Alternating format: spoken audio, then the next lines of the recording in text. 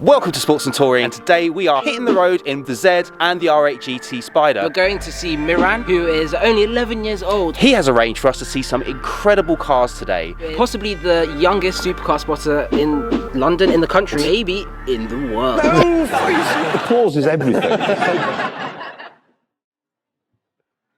In the world. But yeah, so we're taking both of the cars down today because to fit 3 of us, we need 2 cars. I'm not complaining, I get to drive the Z. So stay tuned and we're going to see some incredible cars together today. Everybody swear they solid till you put that heat on nice. We was taught to shine, now we looking like the city lights. Heard that boy was switching up, tell him he gon' need advice. If you still around, you still by me, yeah, you did me right. I'm glad you like the car. I love it! I love it!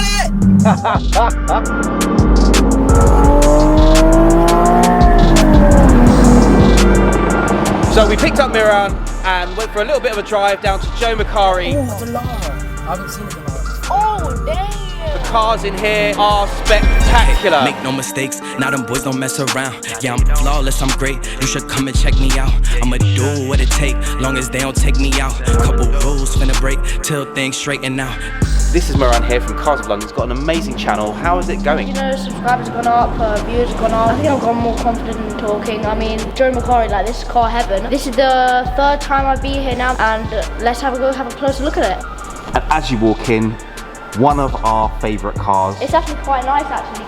But I'm more of a Lambo Ferrari person, but I don't actually know too much about this car. This is an Alfa Romeo 8C Spider, one of the, I think, undisputed best designed cars of the modern era. The lines are just so perfect everywhere. It doesn't really have a bad angle. These cars, like as I was telling you before, it's not really like about the speed or the power or the handling or anything like that. And it does do all those things very well, but it's more of just like a rolling art piece. Here we've got the Ferrari F12 and the Ferrari 812 Superfast, both in a very similar color. Basically the replacements for each other. So that car replaced that car. Personally, I would take that. I'm just more of a fan of the kind of older generation. What about you, Miran? What would you take? I would probably take the 812 just because it has more aggression. I do have to say, it does look a lot more aggressive, like the haunches and the vents and everything. Neither of them are a bad choice, are they? Yeah. So. This dad was creaming over a little bit because he says he's never seen one before. Yeah, it was just like, what? What is it? It must be pretty rare. Since neither myself, Damani or Miran, and let's say if the 2 of them don't know it, it's a pretty rare car. Maybe you know, so tell us in the comments, what Ferrari is this? I mean, you should know because this car is more your era than our era. So. Alright, just keep rubbing in the age thing, But there's clearly an age difference here because Miran was like, what's that anime toy? That's Tigger from Winnie the Pooh. How can you not know that? I know you're old, but am I starting to get old now? Is that what's I'm afraid happening? this is where it starts. Oh, no. Someone younger than you says something that seems completely ridiculous based on your age, and then you start to feel old. Yes, you're old. But this is a 250 GT Spider. This one went for $10 million at auction, famously a few years back, to Chris Evans. I can't even put into words how absolutely beautiful this car is. Now, for anyone who remembers Miami Vice, this was the first car that Don Johnson drove in the series before he switched over to the white Testarossa in the first episode. They had a black version of these, so if you're younger and you don't remember that, sorry, but to me, this is cool. And following on from that previous car, this was the model that character in Miami Vice then went on to have. And I think deep down in my soul, there's a part of me that wanted one of those cars, which is why I keep buying white sports cars. If you had the choice, white Testarossa or white Countach? Countach every time, because I had a white Countach poster on my bedroom wall with a Koenig body kit on it. Looked utterly outrageous, but I loved it because I was a kid, and you're supposed to like outrageous cars when you're a kid. He's still a kid and he still likes outrageous cars, so nothing's changed. Really. That's pretty true. I'm pretty much a kid. Right, now moving on to some more modern cars, we have to look at this. It's a Delara. These cars, like, this is on my list. Definitely one of my dream cars. I love the look of it. I love the idea of it. Everything about it, love it. And when I first saw these on the market, I thought, whoa, that's actually quite accessible. Like, it was 120,000 base. But that's literally like the shell of the car and not much else. So by the time you actually spec the car up, then it starts going 150, 180, 200, 220, 250. I've seen them going like well over 300. This is one of those specs, isn't it? This is one of those high spec ones. There's no door for you to get in, so what you have to do, I'm actually not going to do it, but you have to step in, and if you look there, the step here is so hard to get in. I mean, look how low down it is. Now, one thing I love about these seats is they are actually built in to the chassis of the car. The only adjustment that can be had is in the steering wheel and the pedals, so you can move those up and down and forwards. This steering wheel, just look at it. That is a proper racing car steering wheel with the Motec style dash up front. I love how, like a race car, it's got all the buttons along the steering wheel. What a car. That car there, MC12, let alone the MC12, the MC12 race car, like, I've only ever seen these in video games. I think so far, that's my favourite car here. These cars were essentially based off of the Ferrari Enzo, which is quite interesting. Got similar engine, similar chassis, but the Maseratis actually ended up being quicker. And one of the things about this car is, look at this rear deck lid. It's really hard to like get a perspective on this, on how long it actually is. But look at the way it sticks out from the back. These were the true like long tail designs for the Le Mans style GT endurance cars. And look at this wing, it's so simplistic. The car's just so simplistic but beautiful at every angle. Just look at this interior. So Miran, what about you? I mean, are you more supercars on the road, hypercars on the road, or race car? If I'm honest, it's more supercars and hypercars on the road, but as well, this is just, I mean, look at it. The only way to change your mind would be to get you out in a race car at some point. When I was your age, I was the same. I was more about the roads car. Then once you go out in a race car on the track, then it changes your mind. He took me out in a race car and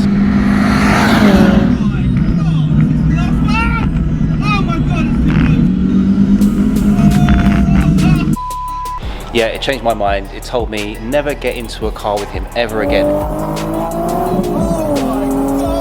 Being in the passenger seat with him, I am not comfortable!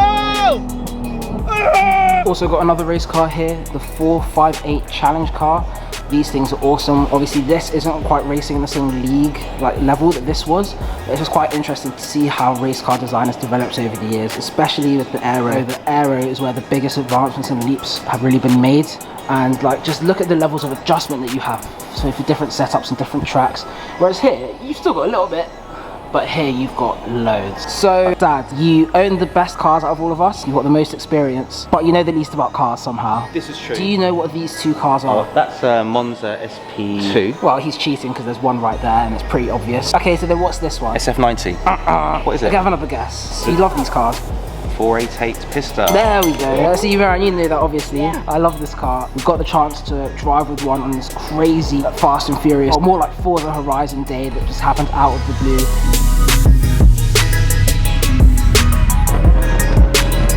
That was one of the best car experiences we've had. That's one of the reasons I love these cars so much, because they always remind me of that day. We literally just driving along, pulling up alongside the Huracan, and they were like, oh, a few of us are going into London, do you want to join us? Next thing you know, we're in this insane convoy, and Damani is screaming his head off. What the? Yes! What's going on? I can't believe I nearly walked past this earlier. This is a Lancia 037. Oh my god, this is a childhood dream car of mine. I've only ever seen it in Forza before, and now I'm seeing it in person. Just a lot of childhood bucket list goals being ticked off today.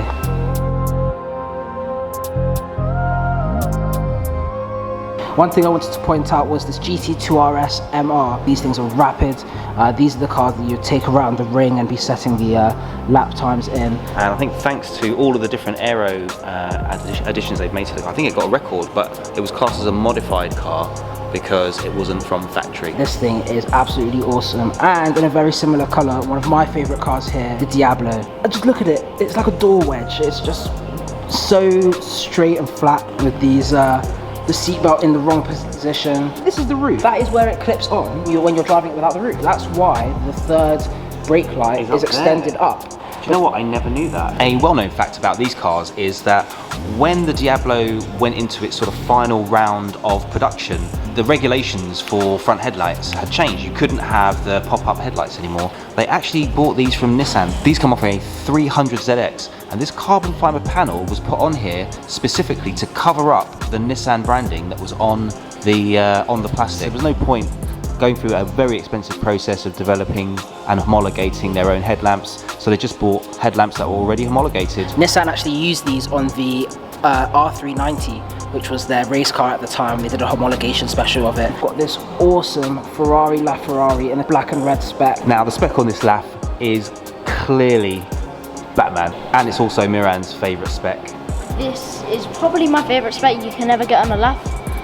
Either this or Rosso Corsa Red. I can't believe I'm saying this, that's not the coolest LaFerrari here. That's a weird sentence, right? There's actually a LaFerrari over here, which we're about to go and look at, which is sitting next to an Enzo, its predecessor, but this one has a red carbon roof. So this car is the predecessor to this one. I don't know about what you guys would choose, but I would definitely have the Enzo. But the one thing I love about this LAF is the red. It's hard to pick up on camera, but this is actually a much deeper and a bit of a darker red than that. These red bits, just look at them. The carbon just here on the splitter, on the mirror, which leads into the stalks, all red carbon, and this whole roof is red carbon fibre. And you can't pick it up on camera very well, but this whole rear diffuser section is that red carbon. So whoever spec'd this from factory did a pretty damn good job. I don't think I've ever seen a spec quite like this. Oh, I get it. It's like the green and yellow stripes on Senna's helmet. Right, yeah. Oh, of course. Okay, that is not personally what I do, but it's an interesting design choice. Senna helmet design on the McLaren Senna. This is really where the modern McLaren era started. This is the McLaren P1. McLaren really took a lot of their design language from this, like the headlights, into the 650S, which was then the 675 LT, and also in the 570S and that generation. Now they've gone on to the new design phase, but this car is in dad spec, white with bucket loads of carbon. And this is the Dallara, which has the roof option. This isn't something you can just clip on and off.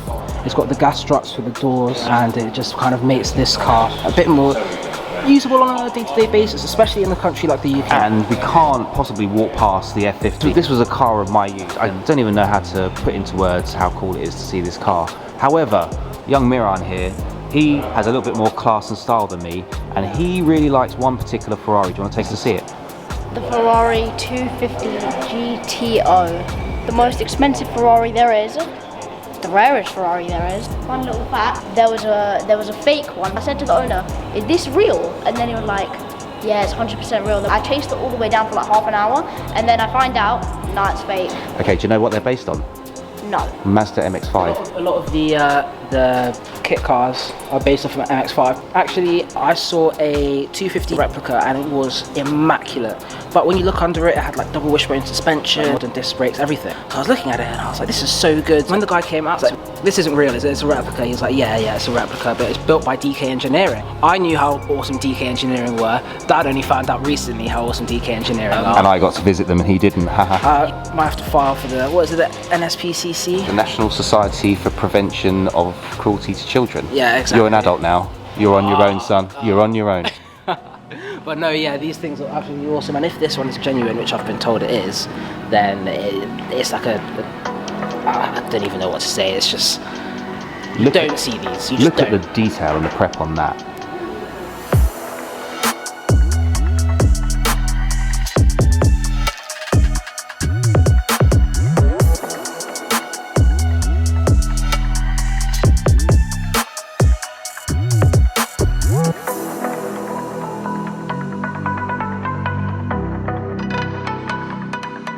The SP2 Monza, one absolute machine, and Miran knows a lot more about this car than either of us do. So why don't you give us a quick rundown of what this is? Okay, so it's one of my favourite cars. The car is absolutely beautiful. I've actually never seen one on the road. I think there's only around, I think there's 400 in the world. Yeah, it's crazy, and there's two right here. It's crazy to see them both here. Anything black and red, I automatically love the car. If it's a Mini and it's black and red, I like There's it. a few things that I noticed about this car. One of the things I love is Ferrari have been doing this a bit more. This is actually painted onto the side of the car.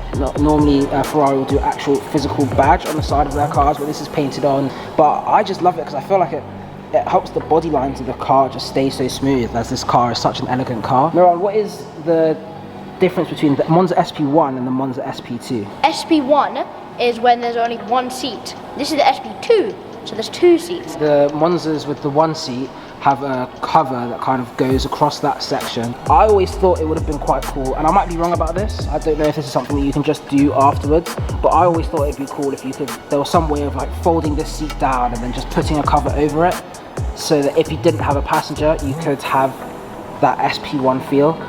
But either way, it's just such a crazy car. And look at this, the way it's got this ridge going along the whole of the centre. If you look at the aero, just in front of the driver, there's this like scoop that helps to catch the air and then throw it up over the driver's head, just to reduce the amount of buffeting they're likely to experience at speed. Yeah, we're used to that, aren't we? A bit of buffeting.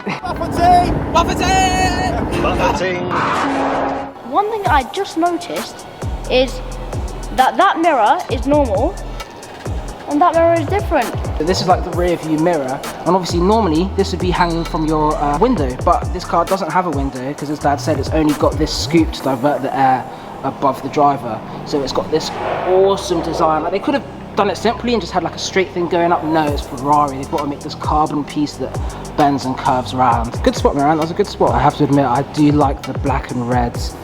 With the red seats, it gives the car a very, very cool stance. Right, so that is us done here at Joe Macari. Thank you so much to letting us come in and film. So if you guys have enjoyed us hanging out with Miran, then make sure you go check out his channel, Cars of London. That will be in the description below. Make sure you hit that like button, hit the subscribe button, hit the bell icon, choose all notifications, and we'll see you guys next time on Sports and Touring. Because you know much more about this car than I do, and this idiot over here knows absolutely nothing.